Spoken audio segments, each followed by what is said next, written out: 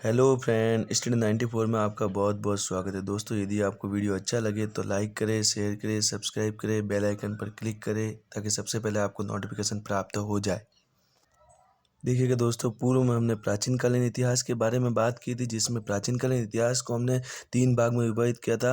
प्राग इतिहास, जिसे प्रागैतिहासिक काल भी कहेंगे, आदि इतिहास और ऐतिहासिक काल। जिसमें प्राग इतिहास के बारे में हमने विस्तृत जानकारी प्राप्त की थी, जिसमें पूरा पाषाण काल, मध्य पाषाण काल और नवपाषाण काल। आज हम पढ़ेंगे नवपाषाण काल के बारे में।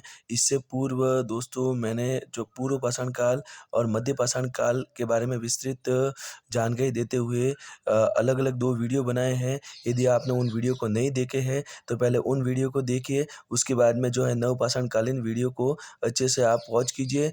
आप अच्छे से डिटेल से इसके बारे में जानकारी प्राप्त करेंगे। बड़े ही ध्यान से देखिएगा दोस्तों, नवपाषाण काल को नियोलिथिक एज के नाम से भी जानते हैं। भारत में इसकी पहली खोज 1860 ईस्वी में लेमेंसूरियन के द्वारा की गई थी। यह उत्तर प्रदेश के ट्रांस नदी घाटी के आसपास जो है इसके बारे में जानकारी प्राप्त होती है। देखिएगा दोस्तों, एग्जाम में अक्सर यहाँ से क्वेश्चन बन जाता है कि नियोलिथिक एज के नाम से कौन से काल को जाना जाता है, तो नवपाषाण काल को जाना जाता है। इसकी खोज कब की गई थी भारत में, तो 1860 ईस्वी में इनकी खोज की गई थी। इसके समय काल की जहाँ बात है, वहाँ देखिएगा दोस्तों, 10,000 ईसा पूर्व से 1,000 ईसा पूर्व तक के बारे में अपन को इसमें जानकारी प्राप्त होती है।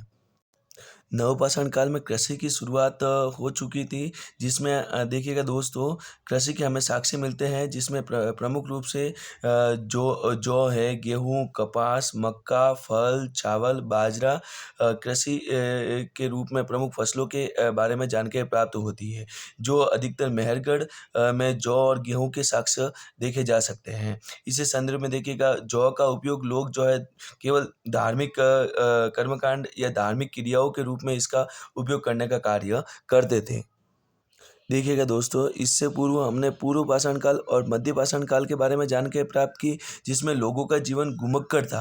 अर्थात जहाँ पर उनको खाना पानी मिल गया वह वहीं निवास करते थे, और जब तक वहाँ पर उनको खाना पानी मिल रहा है वहाँ पर रहेंगे, उसके बाद में उस स्थान को छोड़कर अन्य स्थान पर चले जाएंगे। लेकिन इस काल में ऐसा नहीं था। इस काल में लोग जो है स्थायी जीवन की शुरुआत हो गई थी, क्योंकि जाहिर सी बात है कि जब वो कृषि कार्य करेंगे तो उनको स्थायी रूप से निवास करना पड़ेगा, और इसी कारण जो है वो स्थायी रूप से जीवन यापन करना उन्होंने शुरू कर लिया था।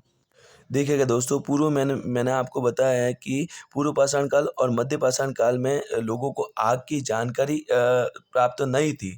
हालांकि उनको आग के बारे में जानकारी थी, लेकिन उनका आग का उपयोग कैसे होता है उसके बारे में जानकारी प्राप्त नहीं थी। लेकिन अ, आप देखिएगा कि नवपाषाण काल में आते आते आग की जानकारी उनको संपूर्ण रूप से प्राप्त हो गई थी। इसी के संदर्भ में देखिएगा, कुंभकारिता का भी उनको ज्ञान हो गया था। अर्थात जो है मिट्टी के मटके बनाना है, उनको अलग अलग आकृति में ढालना है, इसकी जानकारी उनको पूर्ण रूप से हो गई थी। इसी के साथ में पहिए का आविष्कार भी नवपाषाण काल में हो गया था।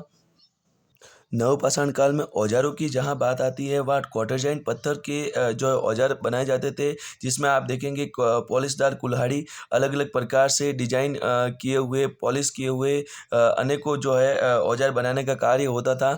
पॉलिशदार हड्डियाँ, अर्थात हड्डियों को भी पॉलिश करके उनके जो अलग अलग उपकरण बनाए जाने का कार्य होता था। अन्न काटने के लिए हंसिया का आविष्कार किया गया था। इसमें जो है कह सकते हैं कि अनाज, जाहिर सी बात है कि खेती करेंगे तो अनाज को काटना पड़ेगा, और काटने के लिए हंसिया नामक जो है एक उपकरण का आविष्कार भी किया गया था। नवपाषाणकालीन प्रमुख स्थल देखिएगा दोस्तों, मेहरगढ़।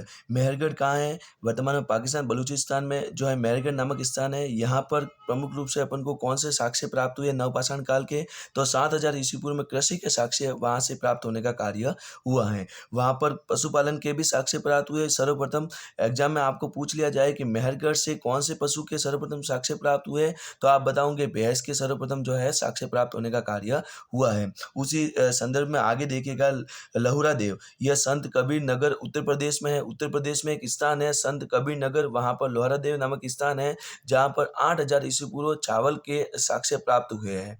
एग्जाम में यहाँ से भी क्वेश्चन बन जाता है कि 8000 ईस्वी पूर्व चावल के साक्ष्य कहाँ से प्राप्त हुए हैं, तो लोहरा देव से प्राप्त होने का कार्य हुआ है। उसी में आगे देखिएगा कोल्डी हवा। कोल्डी हवा यह इलाहाबाद उत्तर प्रदेश में है। यहाँ से 6000 ईस्वी पूर्व से लगाकर 5000 ईस्वी पूर्व तक चावल के जो प्राचीनतम साक्ष्य देखने को मिलते हैं। देखिएगा दोस्तों, इसमें इंपॉर्टेंट बात क्या है, यहाँ पर वन और कृषि जन्य धान की उपस्थिति दोनों के प्रमाण मिलते हैं। अर्थात जो है वन्य जन और कृषि लोगों के द्वारा यहाँ पर खेतीबाड़ी के साक्ष्य प्राप्त हुए हैं, और उनमें भी जो चावल के ऐसे जो चावल के साक्ष्य जो वन्य तौर पर और कृषि के तौर पर दोनों के प्रमाण यहाँ पर देखने को मिलते हैं। अगला स्थान देखिएगा दोस्तों चिराद। यह जो सारण में बिहार राज्य में सारण नामक स्थान पर जो चिराद एक स्थान है जहाँ पर हड्डियों के उपकरण देखने को मिलते हैं। वही आगे अपन जहाँ स्थान की बात नवपाषाणकालीन स्थान की बात आएगी, उसमें आप देखना कश्मीर में जो है 2 स्थान है, बुर्ज होम और गुप्त कराल। इसमें ब्रुज होम का अर्थ होता है जन्म स्थान। इसमें प्रमुख विशेषता क्या क्या थी, यहाँ पे लोग जो है गड्ढों में निवास करते थे, अर्थात जमीन के अंदर खोदकर जमीन के अंदर निवास करने का कार्य करते थे। यहाँ के लोग शिकारी प्रवृत्ति के थे, यहाँ पर शिकार करते थे। मछली पालन का भी यहाँ पर कार्य किया जाता था। यहाँ पर जो है मछली पालन के भी प्रमाण देखने को मिलते हैं। अब देखिएगा इंपॉर्टेंट बात यहाँ से क्या है, और अक्सर एग्जाम में ये जो है बात पूछ ली जाती है कि एक कब्र में एक मालिक के साथ कुत्ते दफनाने के भी साक्ष्य प्राप्त हुए हैं।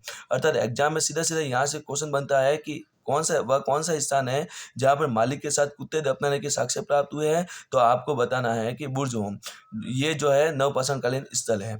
उसी संदर्भ में आगे देखिएगा गुप्त करनाल। यहाँ से जो है कुम्हार की गुफा, गुप्त करनाल का अर्थ होता है कुम्हार की गुफा। यहाँ पर कृषि और पशुपालन के एक साथ साक्ष्य जो है प्राप्त होते हैं। नवपाषाण कालीन स्थान यदि राजस्थान के संदर्भ में देखेंगे तो देखिएगा दोस्तों, राजस्थान के संदर्भ में उदयपुर में आहड़ नामक स्थान पर नवपाषाण कालीन जो है साक्ष्य प्राप्त हुए हैं। वही सीकर में गणेश्वर नामक स्थान से भी जो है नवपाषाण कालीन स्थल प्राप्त हुए हैं। भीलवाड़ा जिसमें ओजियाना एक स्थान है जहाँ से नवपाषाण कालीन साक्ष्य प्राप्त हुए हैं।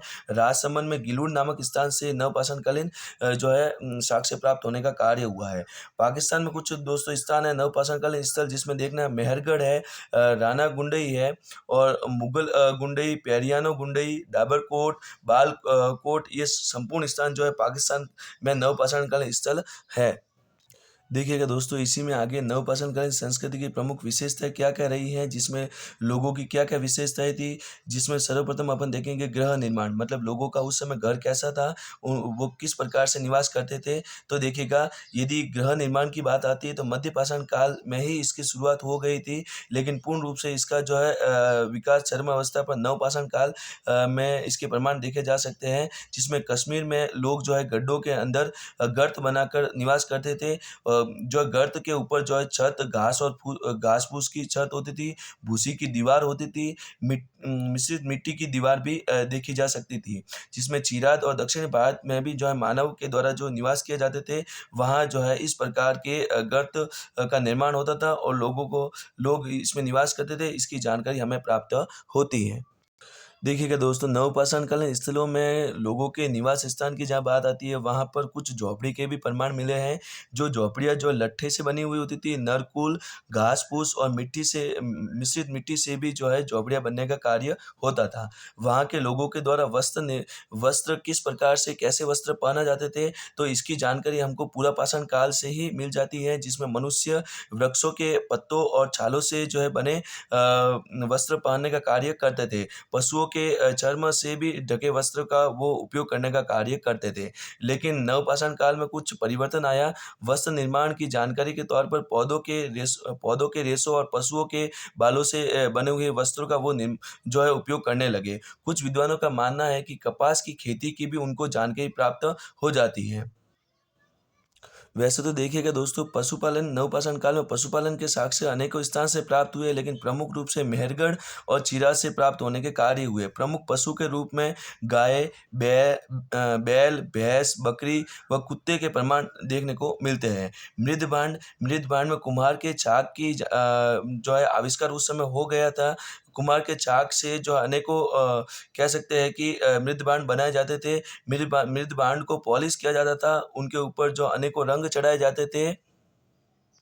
देखिएगा दोस्तों, नवपाषाणकालीन सामाजिक संरचना जिसमें लोग स्थायी जीवन जीने लगे थे, अर्थात पूर्व पाषाण काल और मध्य पाषाण काल में लोग जो है घुमक्कड़ प्रवृत्ति के थे, लेकिन नवपाषाण काल में स्थिति कुछ परिवर्तन थी, कुछ चेंज थी, जिसमें लोग कृषि कार्य करना शुरू कर लिए थे और कृषि कार्य करने के लिए अब मनुष्य को मनुष्य की आवश्यकता पड़ी और इस प्रकार से लोग जो है वहाँ पर स्थायी जीवन जीने लगे और स्थायी जीवन जीने के साथ साथ एक अलग समाज का निर्माण हो गया। समाज धीरे धीरे विस्तृत रूप लेने लगा, अर्थात हम कह सकते हैं कि जो है लोग अब इकट्ठे रहने लगे, एक परिवार के रूप में रहने लगे। उसके बाद में परिवार समाज का रूप ले लिया और समाज एक राज्य का रूप ले लिया और इस प्रकार से जो है एक कह सकते हैं कि राज्य की उत्पत्ति होने का कार्य हो गया। देखिएगा दोस्तों, यदि आपको पूछा जाए कि नवपाषाण काल में धर्म व्यवस्था कैसी थी, क्या वहाँ पर लोग जो है अंधविश्वास में विश्वासी थे या नहीं थे, तो हम कह सकते हैं कि वहाँ पर अंधविश्वास का बीजारोहण जरूर हो गया था। इसके प्रमाण हमें मध्य पाषाण काल से ही मिल जाते हैं, जिसमें मानव मृतकों के शवों को दफनाते भी थे और जलाते भी थे और मृतकों के साथ उनकी जो प्रिय प्रिय वस्तुएं थी उनको भी दफनाने का कार्य होता था। उनके द्वारा जो है उनके मृदभांड, हथियार, उनके प्रिय वस्तुएं मृतकों के साथ दफनाने का कार्य करते थे। देखिएगा दोस्तों, मध्य पाषाण काल और नवपाषाण काल में माता देवी की मूर्ति के प्रमाण मिले हैं, जो हमें धर्म में विश्वास के संकेत देते हैं। दोस्तों, यदि आपको वीडियो अच्छा लगा हो तो लाइक करें, शेयर करें, सब्सक्राइब करें, बेल आइकन पर क्लिक करें और जो है नोटिफिकेशन आपको समय समय पर मिलता रहेगा। आप उसे अवश्य वीडियो को अवश्य देखें और कमेंट बॉक्स में अपना कमेंट अवश्य करें। धन्यवाद।